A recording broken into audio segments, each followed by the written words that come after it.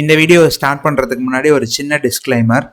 இந்த வீடியோ நான் ரொம்ப நாள் கழித்து ஷூட் பண்ணுறதுனால பர்டிகுலராக எனக்கு அந்த ப்ரெசன்டேஷன் ஃப்ளோ வரலை.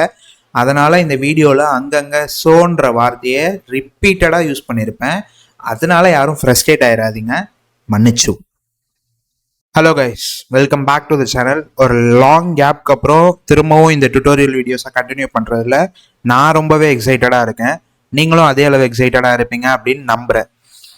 ஓகே, ஸோ இன்னைக்கு வீடியோவில் நம்ம ஒரு முக்கியமான டாபிக் பற்றி பார்க்க போகிறோம். அது என்ன அப்படின்னு பார்க்கறதுக்கு முன்னாடி சில விஷயங்களை நம்ம ரீகேப் பண்ணிட்டு வர்றது பெட்டராக இருக்கும்னு நினைக்கிறேன்.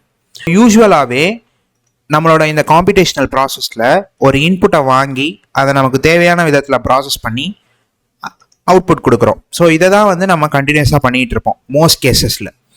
ஸோ நம்ம வாங்குகிற இன்புட் எப்பொழுதும் ஒரே டைப்பாக தான் இருக்கணும் அப்படின்னு அவசியம் கிடையாது. உதாரணத்துக்கு, நம்ம லாஸ்ட் அப்ளிகேஷன், நம்ம கிரீட்டர் அப்ளிகேஷனில் வாங்கின இன்புட் ஒருத்தரோட பேர். லெட்ஸே இப்போ ஒருத்தரோட பர்த்டே அன்னைக்கு அவங்கள விஷ் பண்ணுறதுக்கு ஒரு அப்ளிகேஷன் கிரியேட் பண்ணுறோன்னு வைங்க. அப்போது அவங்கள்ட்ட இருந்து கண்டிப்பாக நம்ம என்ன வாங்குவோம் அப்படின்னா அவங்களோட பர்த் டேட்டை நம்ம இன்புட்டாக வாங்குவோம். ஸோ அது நம்பர், கரெக்டாக? ஸோ நம்ம ஏற்கனவே வாங்கின நேமும் இந்த நம்பரும் சேம் டைப் ஆஃப் டேட்டா கிடையாது.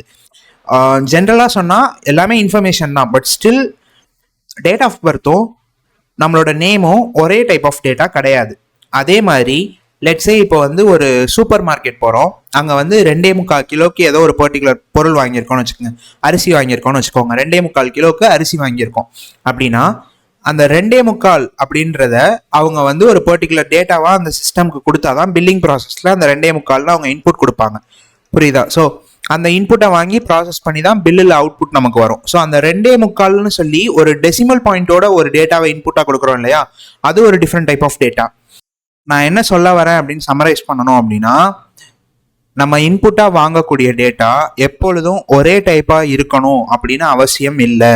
டிஃப்ரெண்ட் டைப்ஸ் ஆஃப் டேட்டாவை ப்ரோக்ராமிங் பண்ணும்போது நம்ம ஹேண்டில் பண்ணுவோம். ஸோ ஃபர்ஸ்ட் என்ன பண்ணுவோம் அப்படின்னா, நேம் அப்படின்னு சொல்லி ஒரு வேரியபிள் கிரியேட் பண்ணிட்டு அந்த நேம்ன்ற வேரியபிளுக்கு ஒரு வேல்யூ அசைன் பண்ணிப்போம். அதுக்கடுத்து ஏஜ் அப்படின்னு சொல்லி ஒரு வேரியபிள் கிரியேட் பண்ணிப்போம். கிரியேட் பண்ணிட்டு அதுக்கு ஒரு வேல்யூ அசைன் பண்ணிப்போம். இன்னொரு வேரியபிள் வெயிட் அப்படின்னு சொல்லி கிரியேட் பண்ணிப்போம். அந்த வெயிட்ன்ற வேரியபிளுக்கு ஒரு வேல்யூவை அசைன் பண்ணிப்போம். சப்போஸ் உங்களுக்கு இந்த வேரியபிள் கிரியேஷனில் ஏன் வேரியபிள் கிரியேஷன் பண்ணணும், வேரியபிள்னா என்ன அப்படின்ற மாதிரி ஏதாவது ஒரு டவுட் இருந்தால் பைத்தானில் வேரியபிள்ஸ் அப்படின்னு சொல்லி நம்ம ஒரு வீடியோ போஸ்ட் பண்ணியிருக்கோம். ஸோ அந்த வீடியோவை கண்டிப்பாக செக் பண்ணி பாருங்கள். 3 டைப் ஆஃப் வேரியபிள்ஸ் கிரியேட் பண்ணியிருக்கோம். அதாவது 3 டிஃப்ரெண்ட் டைப் ஆஃப் டேட்டாவை இந்த இடத்துல ஹேண்டில் பண்ணியிருக்கோம். நம்ம கிரியேட் பண்ண இந்த நேம்ன்ற வேரியபிள் ஆக்சுவலாக சக்தின்ற ஒரு லிட்ரல் ஒரு ஸ்ட்ரிங்கை ஹோல்ட் பண்ணிட்டு இருக்கு. ஸோ இது ஒரு type of data type. String அப்படின்றது ஒன்றும் இல்லை. ஆக்சுவலாக நம்ம இந்த SAKTHI இதெல்லாம் ஆல்ஃபபெட்ஸ்னு சொல்லுவோம் இல்லையா, இந்த குரூப் ஆஃப் ஆல்ஃபபெட்ஸை தான் நம்ம என்னென்னு சொல்லுவோம் அப்படின்னா ஸ்ட்ரிங் அப்படின்னு சொல்லுவோம். ஏஜ் அப்படின்றது ஒரு இன்டிஜர் வேல்யூவை ஹோல்ட் பண்ணிக்கிட்டு இருக்கு. பட் ஸ்டில் நம்ம இந்த ஏஜ் மேலே ஹவர் பண்ணும்போது பார்த்தோம் அப்படின்னா லிட்ரல் அப்படின்னு தான் காட்டும். ஏன் அப்படின்னா இந்த 24 அப்படின்றத எப்படி இங்கே ஸ்ட்ரிங் லிட்ரலாக கன்சிடர் பண்ணுச்சோ அதே மாதிரி தான் இந்த 24ஐயும் கன்சிடர் பண்ணியிருக்கோம். ஸோ அதுக்காக நம்ம என்ன பண்ணுவோம் அப்படின்னா, இது ஒரு ஸ்ட்ரிங் கிடையாது, இதை நீ ஒரு இன்டிஜராக கன்சிடர் பண்ணு அப்படின்னு சொல்லி டைப் காஸ்ட் பண்ணுவோம். ஒரு டேட்டா டைப்ல இருந்து, அதாவது இந்த ஸ்ட்ரிங்ன்ற டேட்டா டைப்ல இருந்து இன்டிஜர் அப்படின்ற டேட்டா டைப்புக்கு நம்ம மாற்றிருக்கோம் இல்லையா இந்த டேட்டாவை. ஸோ இந்த ப்ராசஸ் பேர் தான் டைப் காஸ்டிங் அப்படின்னு சொல்லி சொல்லுவாங்க. அதை பற்றிலாம் நம்ம டீட்டெயில்டாக அடுத்தடுத்த வீடியோஸில் பார்ப்போம். ஓகே, ஸோ இப்போ பார்த்தோம் அப்படின்னா இந்த ஏஜ் அப்படின்றது ஒரு இன்ட் டைப் வேரியபிள் அப்படின்னு சொல்லுவாங்க. அதாவது இன்டீஜர்ஸை ஹோல்ட் பண்ணக்கூடிய வேரியபிள். ஓகே, அடுத்து நம்ம பார்த்தோம் அப்படின்னா வெயிட் அப்படின்னு ஒரு வேரியபிள் இருக்கு இல்லையா. ஸோ இது ஃப்ளோட் அப்படின்ற டைப் வேரியபிள். ஸோ ஃப்ளோட் அப்படின்றது ஒரு ஃப்ளோட்டிங் பாயிண்டோட இருக்கும். அதாவது நம்ம டெசிமல் பாயிண்ட் அப்படின்னு சொல்லுவோம் இல்லையா.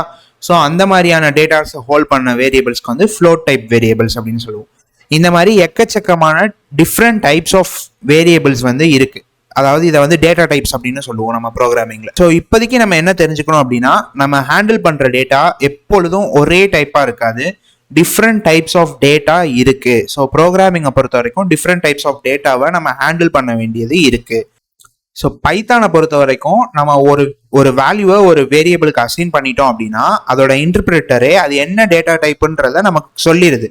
பட் C++ மாதிரி சில ப்ரோக்ராமிங் லாங்குவேஜஸில் நம்ம தான் கம்பைலருக்கு என்ன பண்ணணும் அப்படின்னா இந்த வேரியபிள் வந்து இந்த டேட்டா டைப், அதாவது இந்த டைப் ஆஃப் டேட்டாவை தான் இந்த வேரியபிள் ஹோல்ட் பண்ணும் அப்படின்னு சொல்லி நம்ம மேனுவலாக டிக்ளேர் பண்ணணும். உதாரணத்துக்கு இப்போ C++ல நம்ம எழுதுறோம் அப்படின்னா, நான் ஒரு வேரியபிள் லெட்ஸே ஏஜ் அப்படின்ற வேரியபிளே எடுத்துப்போமே.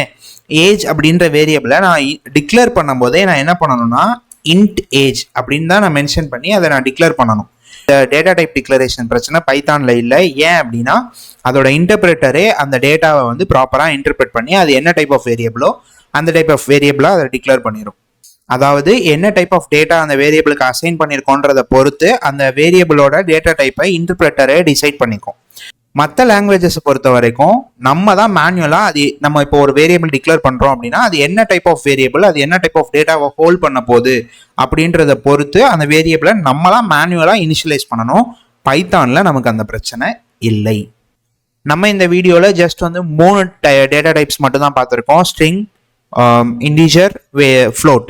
ஸோ 3 டேட்டா டைப் தான் பார்த்துருக்கோம். பட் ஸ்டில் பைத்தானில் எக்கச்சக்கமான டேட்டா டைப்ஸ் இருக்குது. அது எல்லாத்தையும் போட்டு இப்போ காம்ப்ளெக்ஸாக கன்ஃபியூஸ் பண்ணிக்க வேண்டாம். நம்ம யூஸ் பண்ணும்போது அந்தந்த டேட்டா டைப் யூஸ் பண்ணும்போது நான் கண்டிப்பாக அதை வந்து எக்ஸ்பிளைன் பண்ணுறேன்.